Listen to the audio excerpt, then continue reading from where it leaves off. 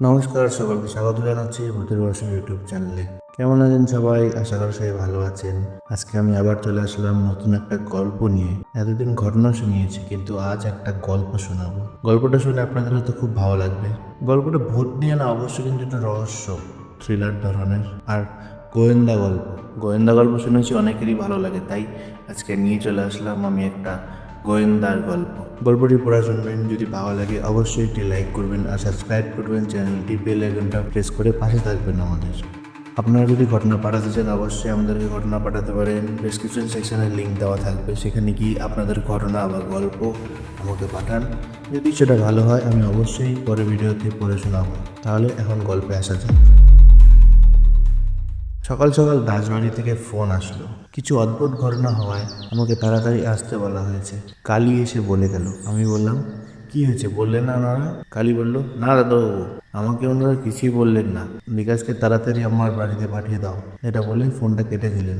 আমি ভাবলাম কি হয়ে গেল আবার, দেখতে তো হবেই। আমি তাড়াহুড়ো করে উঠে হাত মুখ দিয়ে জামাকাপড় পরে মোটর বাইক নিয়ে বেরিয়ে পড়লাম দাসবাড়ির উদ্দেশ্যে।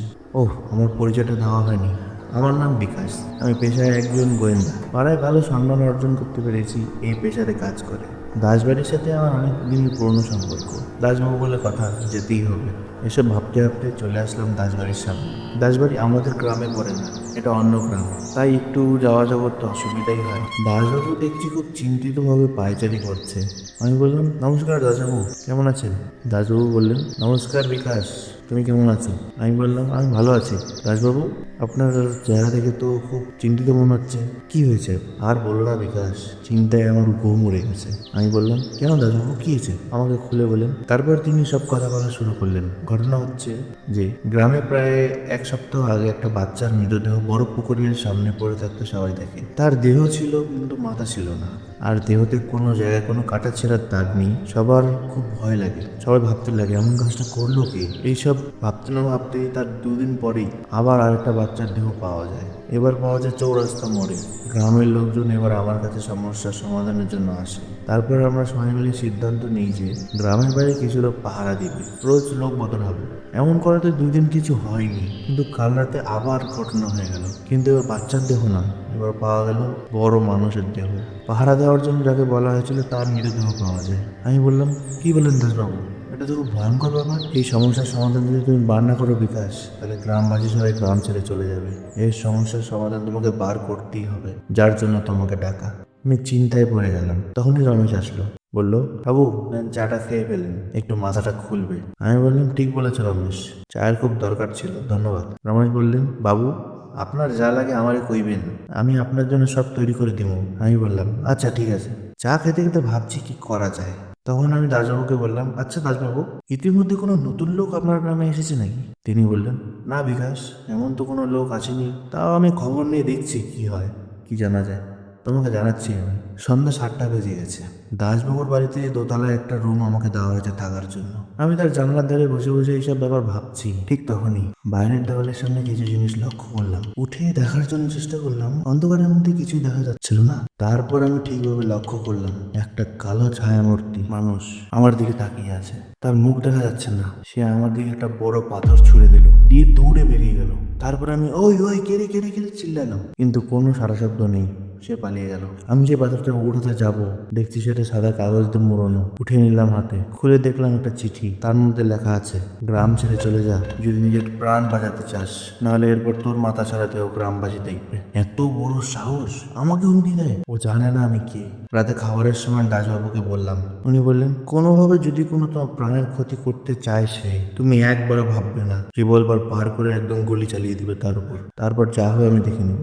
খাওয়া দাওয়া সেরে আমার রুমে গিয়ে আমি ঘুমিয়ে পড়লাম। ঘুম থেকে উঠে রমেশকে নিয়ে পাশের জঙ্গলে দেখার জন্য পার হলাম, ঠিক পাওয়া যায় কিনা। আশেপাশে ভালো মতো খুঁজতে লাগলাম, কিন্তু কিছু পেলাম না। তারপর আরো একটু আগে যাওয়ার জন্য ভাবলাম, তখনই রমেশ আমাকে বলল, আগে কিছুই পাবেন না বাবু, চলেন বাসায় যাই। জঙ্গলে সাপ পোকামাকড় আছে, কামড়ে দিলে বিপদ হয়ে যাবে। আমিও তার কথা মতো বাড়ি চলে আসলাম। সন্ধ্যায় ঘরে বসে আছি, বাইরে খুব চিল্লানোর আওয়াজ পাচ্ছি। তাড়াহুড়ো করে বেরিয়ে দেখলাম অনেক লোক জমা হয়ে গেছে। তাদের মধ্যে একজনের বাচ্চাকে খুঁজে পাওয়া যাচ্ছে না। দাসবাবুকে বলছে, কিছু উপায় বার করেন বাবু। এইভাবে চলতে থাকলে আমরা গ্রাম ছেড়ে চলে যাবো, আমরা এইভাবে থাকতে পারবো না। দাসবাবু এখানকার জমিদার, তাই এত নাম ডাক। কোনো অসুবিধা হলেই সবাই দাসবাবুর কাছে আসে। দাসবাবু এবার আমার দিকে এগিয়ে আসলো, বলল, বিকাশ, এর কোনো ব্যবস্থা করো, গ্রামবাসীদের সামলানো যাচ্ছে না আর। আমি আমার সাথে কয়েকজন লোক নিয়ে বেরিয়ে গেলাম বাচ্চাটা খোঁজার জন্য। সাথে নিলাম রিভলভার, যদি কোনোভাবে ক্ষতি করার চেষ্টা করে গুলি চালিয়ে দেবো। জঙ্গল তন্ন তন্ন করে খুঁজছি সবাই, সবার হাতে টর্চ লাইট আর লাঠি। সব জায়গায় দেখে আসার পর কোথাও খুঁজে পেলাম না। সবাই দাসবাবু বাড়ির সামনে চলে আসলাম। দাসবাবুকে বললাম, আমাদের গ্রামে যদি না পাওয়া যায় তাহলে সবাই পাশের গ্রামে দেখো, যদি সেখানে পাওয়া যায়। কিছু লোক দেখার জন্য বার হয়ে গেল। আমার তখন মাথায় আসলো দাসবাবুর বাড়ির পেছনে জঙ্গলটার কথা। সেই জায়গাটা ঠিকমতো দেখা হয়নি। আমি জিজ্ঞেস করলাম দাসবাবুকে, আচ্ছা দাসবাবু, আপনার বাড়ির পেছনে যে জঙ্গলটা আছে তারপরে কি আছে? উনি বললেন, পুরোনো একটা শ্মশান আছে। কিন্তু কেন বলছো বিকাশ? তখন আমার খটকা লাগলো, ওখানে তো যাওয়া হয়নি, ওখানেই হয়তো কিছু পাওয়া যাবে সন্ধান।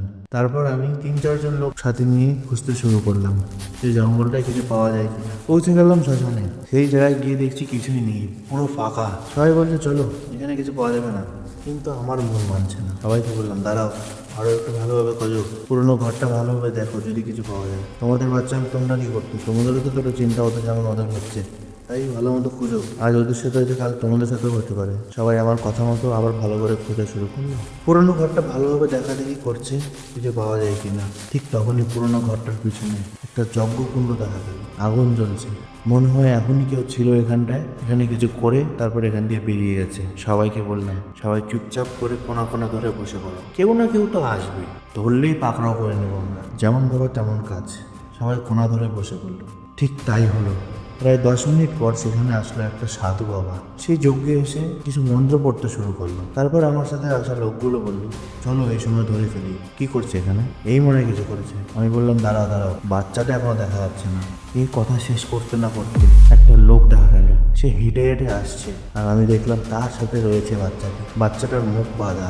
সে বাচ্চাটাকে টেনে টেনে নিয়ে এসে যজ্ঞের সামনে বসিয়ে দিল। এখন আমি সবাইকে বললাম, একে একে সবাই আলাদা হয়ে যাও। আমার কথা মতন সবাই তাদেরকে চারদিক দিয়ে ঘিরে ফেললো। আমি বললাম, আমি যখন চিল্লাবো ধরো ধরো ধরো, তখন সবাই কি একসাথে দৌড়ে তাদেরকে ধরে ফেলবে। যেমন বলা তেমন কাজ। ধরো ধরো করে দৌড়ে সেখানে চলে গেলাম। তারপর সবাই আমার কথা মতন একে একে চলে আসলো। তারপরে দুজনকে ধরে ফেললাম। সেই দুজনের মধ্যে ছিল একটা লোক।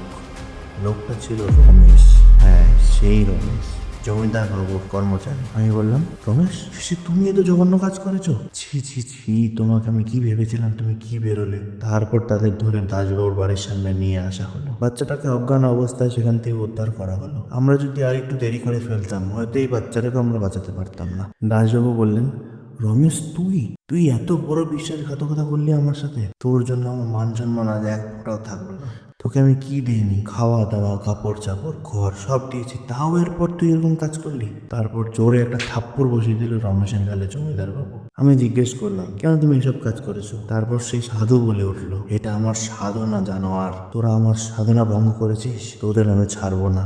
আমি এই সাধনা সফল করতে পারলে আমার থেকে শক্তিশালী কেউ হতো না। শুধু একটাই তো বাচ্চা বলি দিতাম, আর কি হতো তাতে? আর একটা বাচ্চা বলি দিলে আমার সিদ্ধি লাভ হয়ে যেত।